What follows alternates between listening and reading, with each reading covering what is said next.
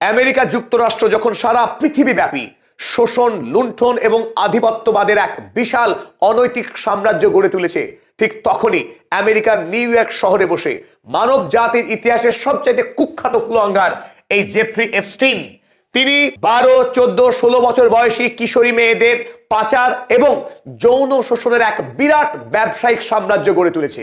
আর এই ব্যবসায়িক সাম্রাজ্যকে সহযোগিতা করেছে আমেরিকা যুক্তরাষ্ট্রের এমন কিছু মানুষ, রাজনৈতিক এবং বাণিজ্য জগতের সব হেভিওয়েট লোকেরা, যাদের নাম এখন ক্রমশ এই এপস্টিন ফাইল প্রকাশের ফলে আমাদের সামনে আসছে। তাদের নাম, তাদের চেহারা, তাদের বর্তমান পৃথিবীতে যে অসম্ভব ক্ষমতা, সেগুলো জানলে আমাদের চোখ কপালে উঠতে বাকি থাকে না। আমেরিকা যুক্তরাষ্ট্র নারীর ক্ষমতায়নের যে ভুরি ভুরি মিথ্যা গল্প শুনিয়েছে সারা পৃথিবীতে, বিশেষ করে আরব দুনিয়া, আফগানিস্তান, পাকিস্তান থেকে শুরু করে এশিয়ার একাধিক রাষ্ট্রকে, বিশেষ করে মুসলিম বিশ্বকে বারবার অভিযোগ করেছে আমেরিকা, তারা নাকি নারী স্বাধীনতা খর্ব করে, মধ্যযুগীয় বর্বর এবং নারীদের উপরে শারীরিক অত্যাচার করে, একাধিক বিবাহ করে, ধর্ষণ করে। এই সমস্ত ঝুড়ি ঝুড়ি বস্তা পচা মিথ্যা কথা বলেছে আমেরিকা। আজ আমেরিকার সত্য প্রকাশিত হচ্ছে। আমেরিকা মানব জাতির ইতিহাসে সবচাইতে কুখ্যাত নারীর ওপরে অত্যাচার, তাকে ধর্ষণ করা, নারীকে কেনা বেচা করা, তার প্রাতিষ্ঠানিক রূপ দিয়েছে আমেরিকা। আর এই কাজে কোনো সাধারণ মানুষ জড়িত নয়। আমেরিকার সমাজের সবচাইতে ধনী, উচ্চ শিক্ষিত অভিজাত সম্প্রদায়, তারাই এই ব্যবসার ধারক ও বাহক। আমেরিকা সমাজের নারীদেরকে যে কত জঘন্য দৃষ্টিতে দেখানো হয়, তার জ্বলন্ত উদাহরণ Epstein file. Epstein file December মাসের 18 তারিখে আমেরিকার কংগ্রেসে ভোটাভুটির পর 19 তারিখ থেকে কিছু ছবি এবং কিছু ইমেল বাইরে প্রকাশ হতে শুরু করেছে।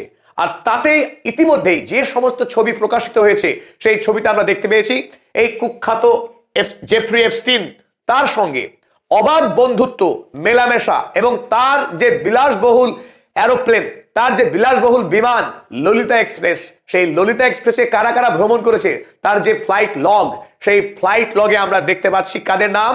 ইংল্যান্ডের যুবরাজ প্রিন্স অ্যান্ড্রু থেকে শুরু করে বিল গেটস, আমেরিকার প্রাক্তন রাষ্ট্রপতি বিল ক্লিন্টন, আমেরিকার বর্তমান রাষ্ট্রপতি ডোনাল্ড জে ট্রাম্প, হার্ভার্ড ইউনিভার্সিটির ল প্রফেসর, এদের মতো সব তাবড়তোড় মানুষ বাণিজ্য জগৎ কিংবা রাজনীতির জগৎ একাকার হয়ে গেছে জেফ্রি এপস্টিন, যিনি আমেরিকাতে যৌন ব্যবসাকে এক প্রাতিষ্ঠানিক রূপ দিয়েছিলেন।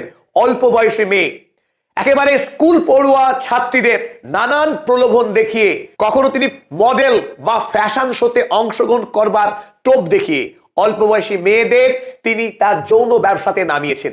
নিজেই শুধু যৌন অত্যাচার করেননি, বরং আমেরিকা যুক্তরাষ্ট্র জুড়ে, এমনকি ইউরোপ মহাদেশ জুড়ে সব হেভিওয়েট ক্লায়েন্টদের কাছে এই অল্প বয়সী কিশোরী মেয়েদেরকে পাঠিয়ে তাদের ভবিষ্যৎকে ধূলিসাৎ করে দিয়েছেন।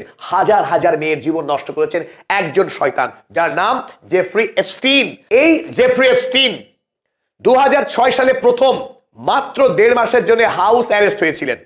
আমেরিকা যুক্তরাষ্ট্রের বিচার ব্যবস্থা কি প্রহসন, যেখানে একাধিক মেয়ের পরিবার জেফ্রি এপস্টিনের নামে অভিযোগ করেছে যে তাদের বাড়ির অল্প বয়সী মেয়েদেরকে যৌন শোষণ করেছে জেফ্রি এপস্টিন।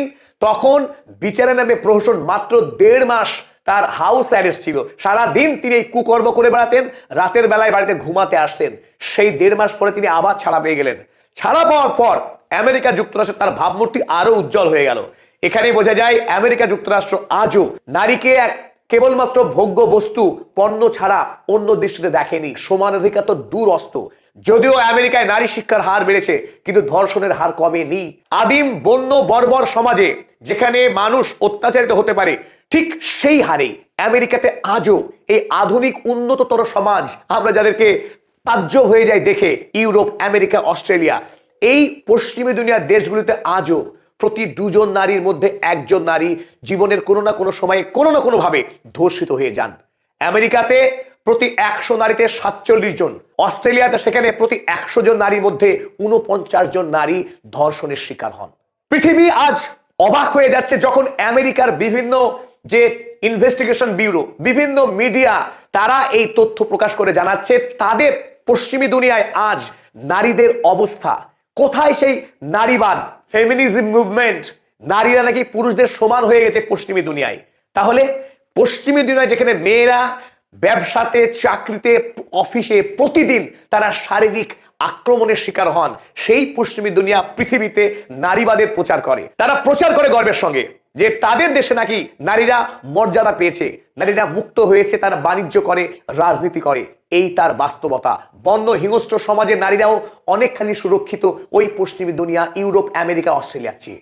আজকের এই ভিডিও নিবেদনে আপনাদের সামনে তুলে ধরবো জেফ্রি এপস্টিন, এই জঘন্য নরখাদক। তিনি তার যে পাপাচার আমেরিকা যুক্তরাষ্ট্র জুড়ে এই অল্প বয়সী মেয়েদের নিয়ে যে যৌন ব্যবসার ফাঁদ পেতেছিলেন, এই ব্যবসাতে সাহায্য করেছিলেন যে সমস্ত ব্যক্তি, তাদের ছবি, নাম এবং ইতিমধ্যেই এপস্টিন ফাইল থেকে প্রকাশিত হওয়া কিছু ভয়ঙ্কর ছবি, কিছু নমুনা আপনাদেরকে দেখাবো। না, আমরা এটা বলতে চাইছি না যে যাদের নাম প্রকাশিত হয়েছে তারা সবাই এই এপস্টিনের সঙ্গে যৌন ব্যবসাতে যুক্ত ছিলেন বা কোনোভাবে অপরাধী ছিলেন। এই পুরো বিষয়টি এখন আমেরিকাতে ডিপার্টমেন্ট অফ জাস্টিস তার বিচারাধীন। কিন্তু ইতিমধ্যেই আমেরিকার এই ডিপার্টমেন্ট অফ জাস্টিস যে সমস্ত ছবি প্রকাশ করেছে, সেই ছবি দেখবার পর পৃথিবীর মানুষ আটকে উঠছেন।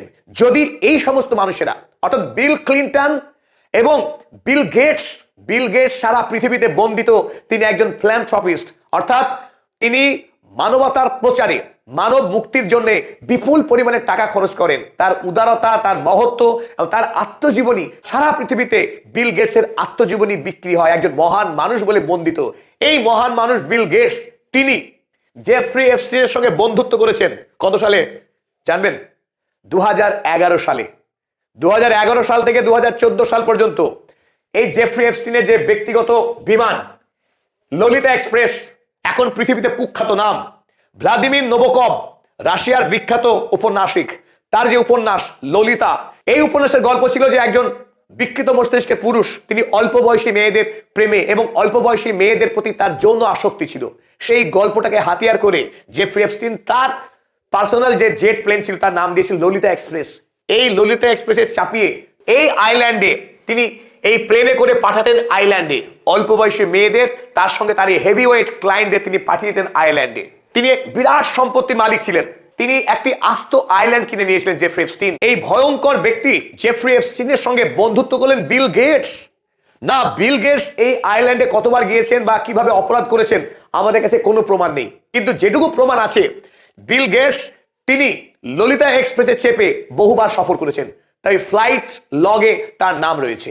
বিল গেটস, দেখুন জেফ্রি এপস্টিন দাঁড়িয়ে আছেন, তার পাশে দাঁড়িয়ে আছেন হাসি মুখে বিল গেটস, ঠিক তার পাশেই, পাশের ছবিটা দেখুন, বিল গেটস পাশে একজন কোন ষোড়শী নারী যে অবস্থায় দাঁড়িয়ে আছেন, নিশ্চিতভাবে আপত্তিকর একটা সম্পর্ক রয়েছে তাদের মধ্যে, এটা অন্তত ইঙ্গিত করছে ছবি থেকে। বিল গেটস এর মতো মানুষ, তিনি যখন 2011 সালে বন্ধুত্ব করছেন জেফ্রি এপস্টিন, ইতিমধ্যেই তিনি আমেরিকাতে কুখ্যাত হয়ে উঠেছেন তার এই নারী পাচারকারী ব্যবসা করে। একজন নারী পাচারকারীর সঙ্গে বিল গেটস বন্ধুত্ব স্থাপন করছেন, এমনকি তার এই ব্যবসায় ব্যবহার করা মেয়েদের সঙ্গে তিনি দাঁড়িয়ে ছবি তুলছেন। এটা তো পরিষ্কার। এইখান থেকেই আমরা বুঝতে পারি মূল্যবোধের নিরিখে, নৈতিকতার প্রশ্নে আমেরিকার অভিজাত সমাজ কত নিচে, কত তলানিতে।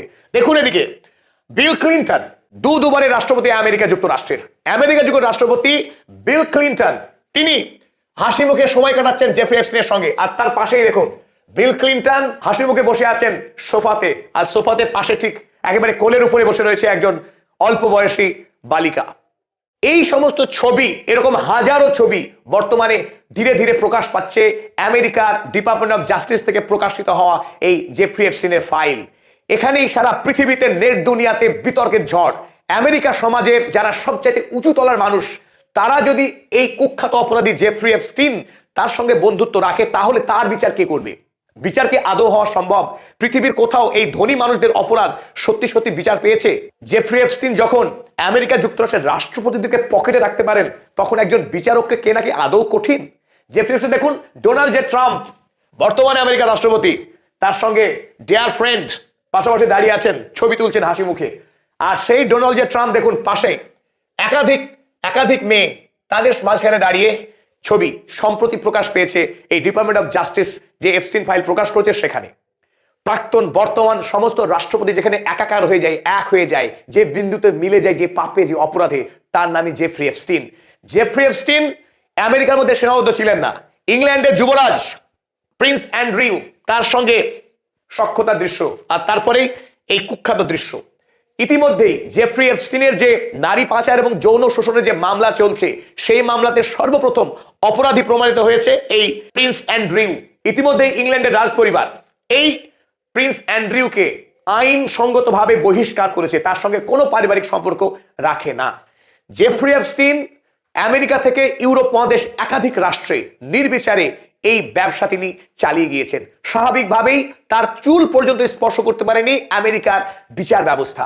ফেডারেল কোর্ট হোক আর স্টেট কোর্ট হোক, কোথাও তার কোনো বিচার হয়নি। আর শুধু এখানেই শেষ নয়, এই জেফ্রি এপস্টিন ইসরায়েলের যে এইপ্যাক আমেরিকাতে সব থেকে সক্রিয়, সেই এইপ্যাকের অন্যতম সদস্য ইসরায়েলের প্রাক্তন প্রধানমন্ত্রী ইহুদ বারাকের সঙ্গে জেফ্রি এপস্টিনের ঘনিষ্ঠ সম্পর্ক ছিল। একাধিক ছবি ইতিমধ্যেই প্রকাশ পেয়েছে ইহুদ বারাকের এবং অন্যান্য মন্ত্রী, তাদের সঙ্গেও এই জেফ্রি এপস্টিন, যিনি নিজে ধর্মীয় পরিচয়ে ইহুদি ছিলেন, তার সঙ্গে ঘনিষ্ঠ সম্পর্ক ছিল। আমেরিকা যুক্তরাষ্ট্রের যে রাজনীতি, তাদের বিদেশ নীতি, সেই বিদেশ নীতিকে প্রভূতভাবে প্রভাবিত করেছে জেফ্রি এপস্টিন এবং ইসরায়েলের যে প্রাক্তন প্রধানমন্ত্রী ইহুদ বারাক, তারা সকলে মিলে এই চক্রের সঙ্গে দারুণভাবে সক্রিয় ছিল।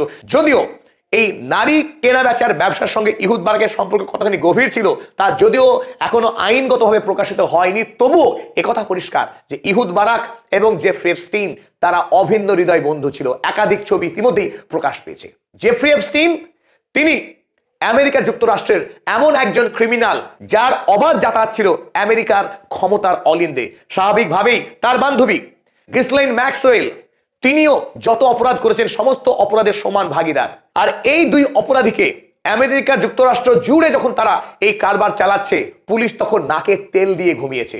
আর 2019 সালের 10ই আগস্ট মধ্যরাত হঠাৎ করে তার জেলে তিনি কোনো এক অজানা কারণে মৃত্যুবরণ করেন। তার নিথর দেহ যখন পাওয়া যায়, তড়িঘড়ি হাসপাতালে নিয়ে গিয়ে তাকে হাসপাতাল মৃত ঘোষণা করে। হাসপাতাল কর্তৃপক্ষ জানায় যে নিউ ইয়র্ক শহরের ম্যানহাটন ওই কারাগারে জেফ্রি এপস্টিন থেকে আত্মহত্যা করেছেন। অথচ দুর্জনে বলে জেফ্রি এপস্টিন যখন আত্মহত্যা করলেন তার ছবি কই, কারণ গোটা কারাগার সিসিটিভি ক্যামেরা দিয়ে মোড়া ছিল।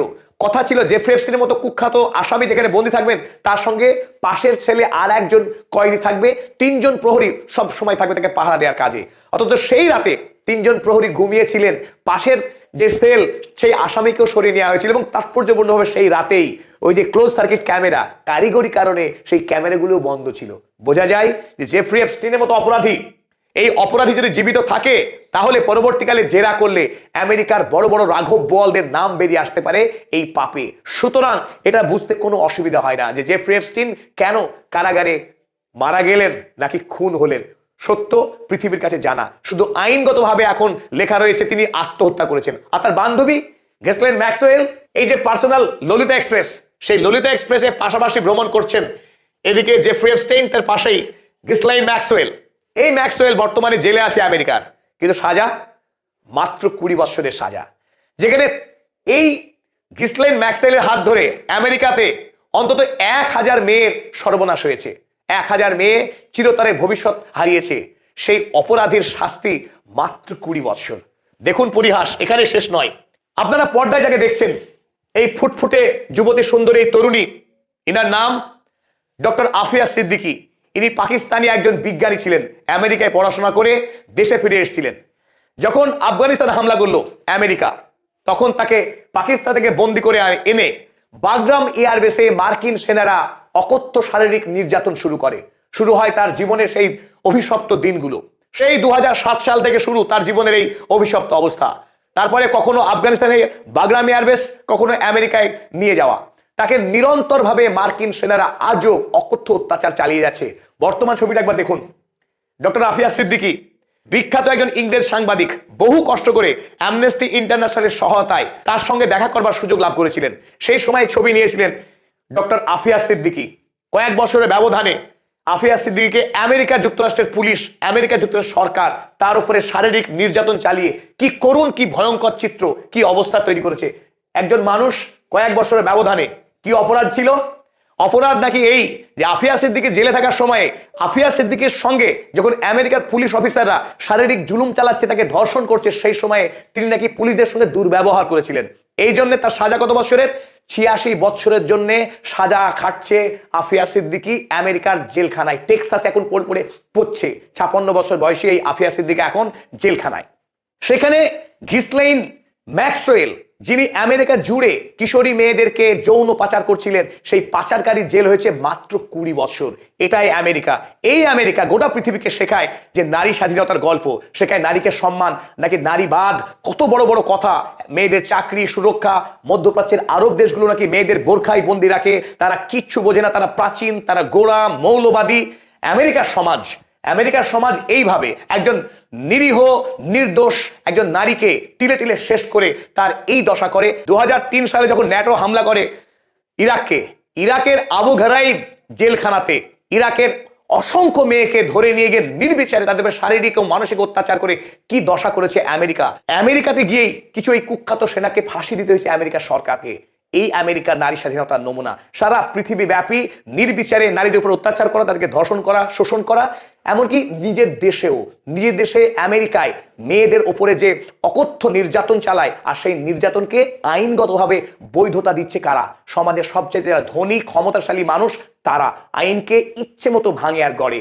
আমেরিকার সমাজ সারা পৃথিবীতে, বর্তমান পৃথিবীতে শুধু চীনের কাছে বাণিজ্যিকভাবে পরাস্ত হচ্ছে না, পৃথিবীতে আমেরিকা যে সাম্রাজ্য, সেই সাম্রাজ্যের ভিত নড়ে গেছে। তার নৈতিক কোনো অধিকার নেই পৃথিবীর মানুষকে শিক্ষা দেওয়ার, কারণ আমেরিকার সমাজ সবচাইতে বর্বর একটা সমাজ।